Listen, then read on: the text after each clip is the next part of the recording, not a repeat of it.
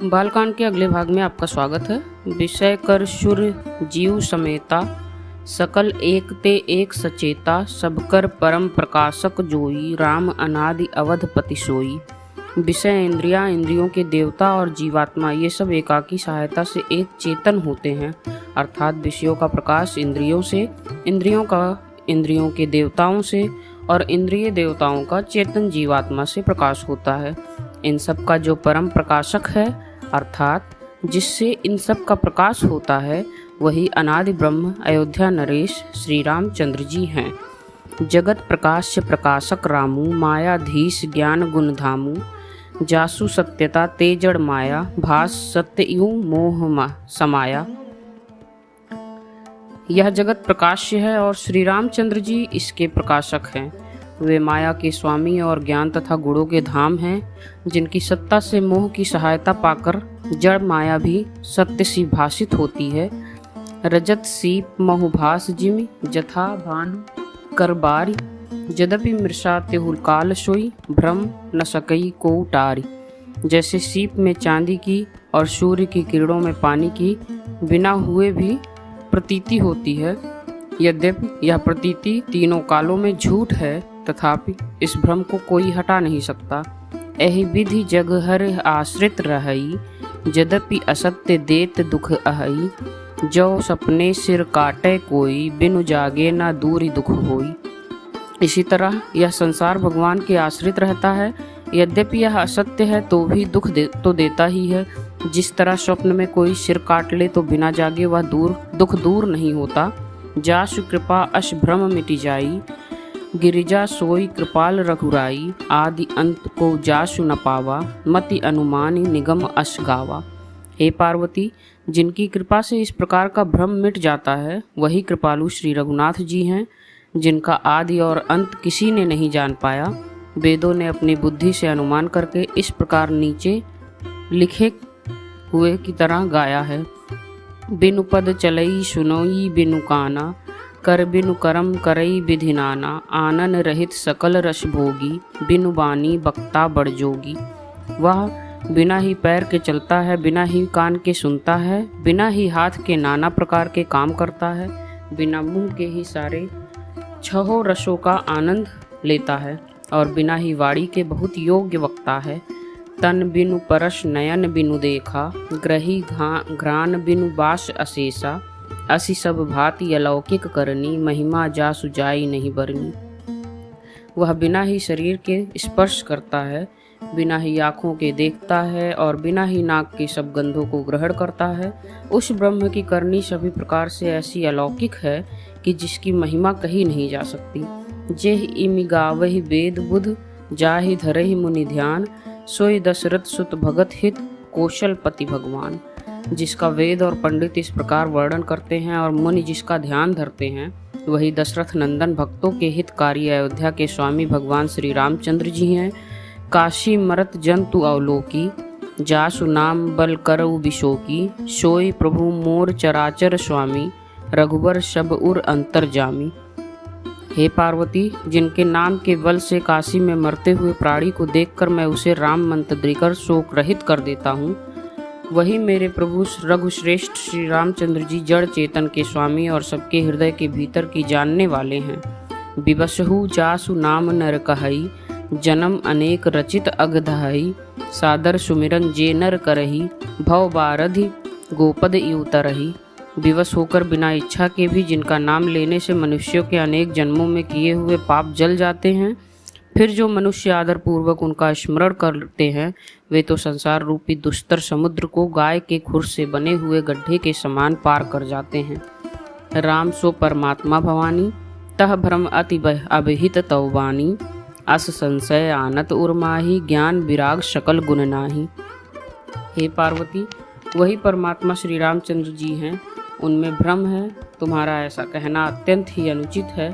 इस प्रकार का संदेह मन में लाते ही मनुष्य के ज्ञान वैराग्य आदि सारे सद्गुण नष्ट हो जाते हैं। सुनि शिव के भ्रम भंजन बचना, मिट गए सब कुतरक कै रचना, भई रघुपति पद प्रीति पद प्रतीति, दारुण असंभावना बीती।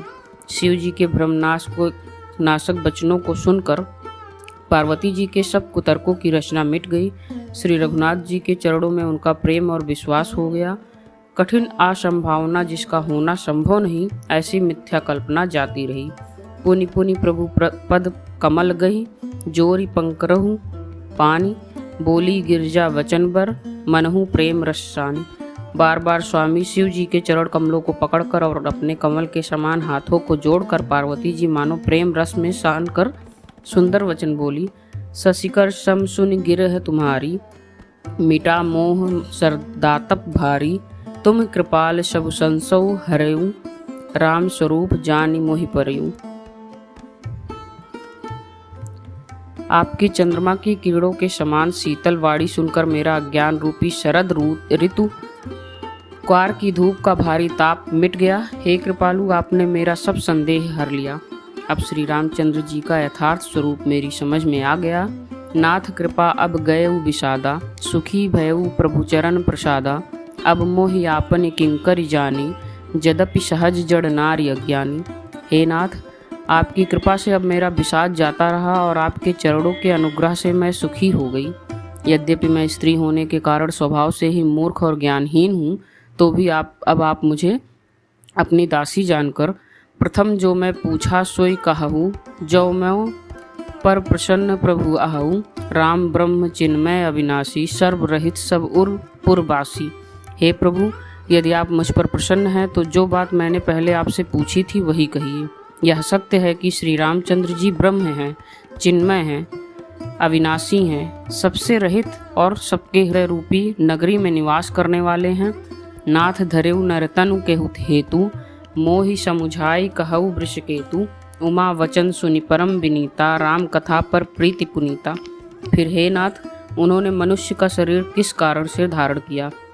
हे धर्म की ध्वजा धारण करने वाले प्रभु, यह मुझे समझा कर कहिए। पार्वती के अत्यंत नम्र वचन सुनकर और श्री रामचंद्र जी की कथा में उनका विशुद्ध प्रेम देखकर ही हर्षे कामरिष तब शंकर, सहज सुजान बहुविधि उमहि प्रशंसी पुनि, बोले कृपा निधान। तब कामदेव के शत्रु स्वाभाविक ही सुजान कृपा निधान शिव जी मन में ही बहुत हर्षित हुए और बहुत प्रकार से पार्वती की बड़ाई करके फिर बोले।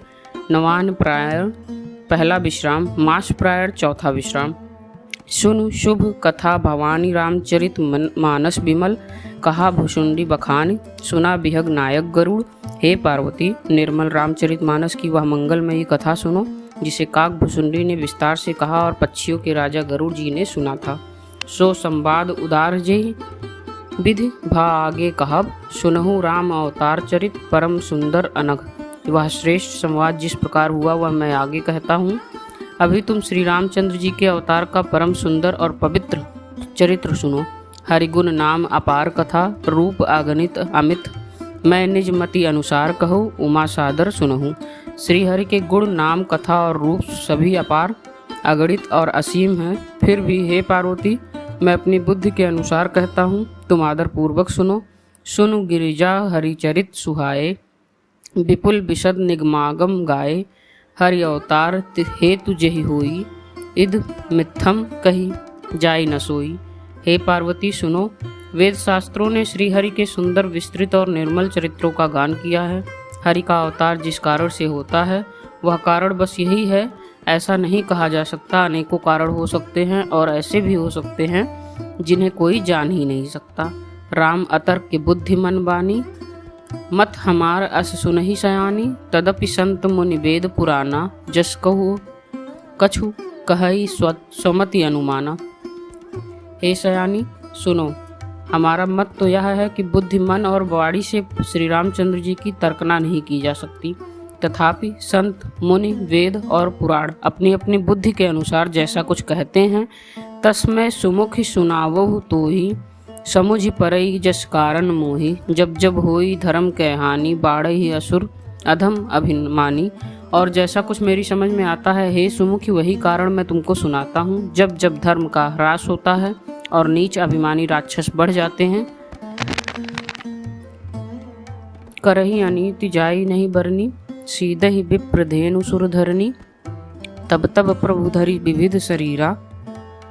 हरहि कृपा निधि सज्जन पीरा। और वे ऐसा अन्याय करते हैं कि जिसका वर्णन नहीं हो सकता। तथा वह ब्राह्मण, गौ, देवता और पृथ्वी कष्ट पाते हैं, तब तब वे कृपा निधान प्रभु भांति भांति के शरीर धारण कर सज्जनों की पीड़ा हरते हैं। असुर मारि तहाफहि सुरन राखहि, निज श्रुति सेतु, जग विस्तारहि विशद सजस, राम जन्म कर हेतु। वे असुरों को मारकर देवताओं को स्थापित करते हैं, अपने श्वास रूप वेदों की मर्यादा की रक्षा करते हैं और जगत में अपना निर्मल यश फैलाते हैं। श्री रामचंद्र जी के अवतार का यह कारण है। सोई जस गाय भगत भव तरही, कृपा सिंधु जनहित धरही। राम जन्म के हेतु अनेका, परम विचित्र एक ते एका। उसी यश को गा गा कर भक्त जन भवसागर से तर जाते हैं। कृपा सागर भगवान भक्तों के हित के लिए शरीर धारण करते हैं। श्री रामचंद्र जी के जन्म लेने के अनेक कारण हैं जो एक से एक बढ़कर विचित्र हैं। जन्म एक दुई कहऊ बखानी, सावधान सुनु सुमत भवानी। द्वारपाल हरि के प्रिय दोऊ, जय अरु विजय जान सबको। हे सुंदर बुद्धि वाली भवानी, मैं उनके 2-1 जन्मों का विस्तार से वर्णन करता हूँ, तुम सावधान होकर सुनो। श्री हरि के जय और विजय 2 प्यारे द्वारपाल हैं जिनको सब कोई जानते हैं।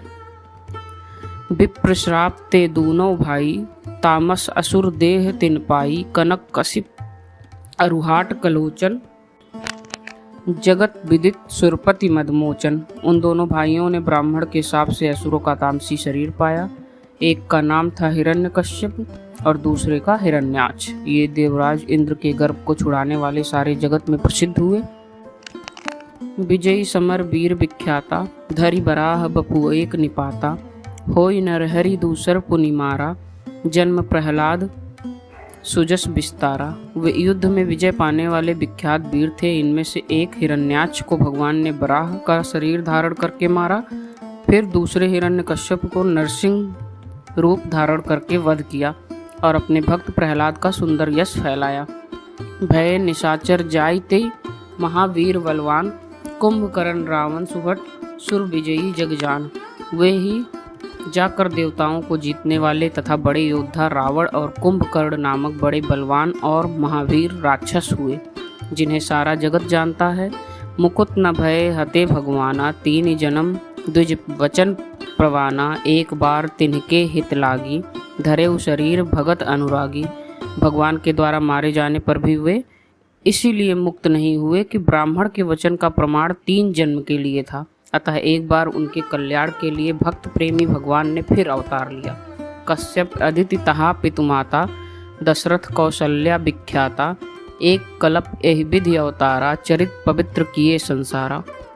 वहाँ उस अवतार में कश्यप और अदिति उनके माता पिता हुए, जो दशरथ और कौशल्या के नाम से प्रसिद्ध थे। एक कल्प में इस प्रकार अवतार लेकर उन्होंने संसार में पवित्र लीलाएं की। एक कल्प सूर्य देख दुखारे, समर जलंधर सन सब हारे। शंभु कीन संग्राम अपारा, धनुज महाबल मरई न मारा। एक कल्प में सब देवताओं को जलंधर दैत्य से युद्ध में हार जाने के कारण दुखी देखकर शिवजी ने उसके साथ बड़ा घोर युद्ध किया, पर वह महाबली दैत्य मारे नहीं मरता था। परम सती असुराधिप नारी, तेहि बल ताहि न जीतहि पुरारी।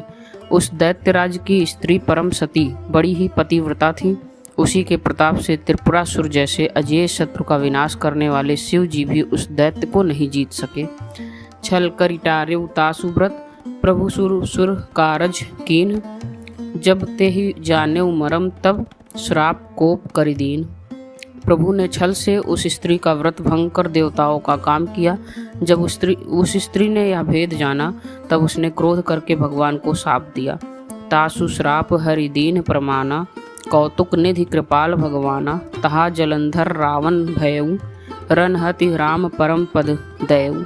लीलाओं के भंडार कृपालु हरि ने उस स्त्री के शाप को प्रामाण्य दिया, स्वीकार किया। वही जलंधर उस कल्प में रावण हुआ, जिसे श्री रामचंद्र जी ने युद्ध में मारकर परम पद दिया। एक जन्म कर कारण एहा, जेहि लगी राम धरही नरदेहा। प्रति अवतार कथा प्रभु केरी, सुनु मुनि वरन कबिन घनेरी। एक जन्म का कारण यह था जिससे श्री रामचंद्र जी ने मनुष्य देह धारण किया। हे भारद्वाज मुनि, सुनो, प्रभु के प्रत्येक अवतार की कथा का कवियों ने नाना प्रकार से वर्णन किया है। नारद श्राप दीन एक बारा, कलप एक तेहि लगी अवतारा, गिरिजा चकित भई सुनि बानी, नारद विष्णु भगत पुनि अज्ञानी। एक बार नारद जी ने शाप दिया, अतः एक कल्प में उसके लिए अवतार हुआ। यह बात सुनकर पार्वती जी बड़ी चकित हुई और बोली कि नारद जी तो विष्णु भक्त और ज्ञानी हैं, कारण कवन शराप मुनि दीना, का अपराध रमापति कीना। यह प्रसंग मुनि कहु पुरारी, मुनि मन मोह अचरज भारी। मुनि ने भगवान को शाप किस कारण दिया? लक्ष्मीपति भगवान ने उनका क्या अपराध किया था? हे पुरारी, यह कथा मुझसे कहिए। मुनि नारद के मन में मोह होना बड़े आश्चर्य की बात है। बोले बिहसि महेश तब ज्ञानी, मूढ़ न कोई, जेहि जस रघुपति करही, जब सोचतस तेहि क्षण होई। तब महादेव जी ने हंसकर कहा, ना कोई ज्ञानी ना मूर्ख। श्री रघुनाथ जी जब जिसको जैसा करते हैं वह उसी क्षण वैसा ही हो जाता है। कहु राम गुण गाथ, भारद्वाज सादर सुनहु, भव भंजन रघुनाथ, भज तुलसी तज मान मद। याज्ञवल्क्य जी कहते हैं, हे भारद्वाज, मैं श्री रामचंद्र जी के गुणों की कथा कहता हूँ, तुम आदर से सुनो। तुलसीदास जी कहते हैं, मान और मद को छोड़कर आवागमन का नाश करने वाले श्री रघुनाथ जी को भजो। हिमगिरी गुहा एक अति पावनी, बह समीप सुरसरी सुहावनी, आश्रम परम पुनीत सुहावा, देखी देव ऋषि मन अति भावा।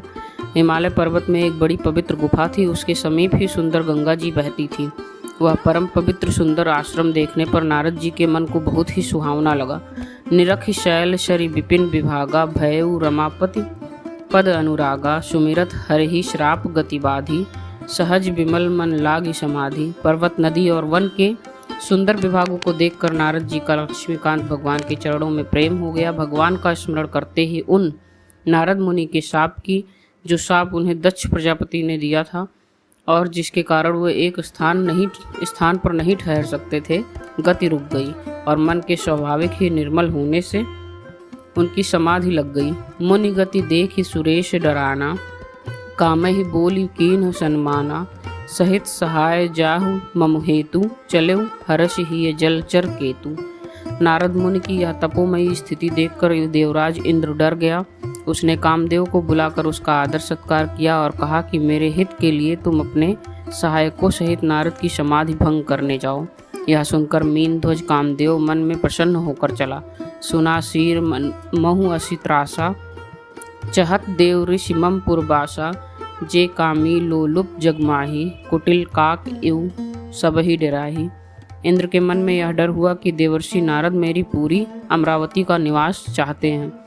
जगत में जो कामी और लोभी होते हैं वे कुटिल कौवे की तरह सबसे डरते हैं। सूख हाड़ लय भाग सठ, स्वान निरख मृगराज, छीन लेई जनिजाड़, तिम सुरपत ना लाज।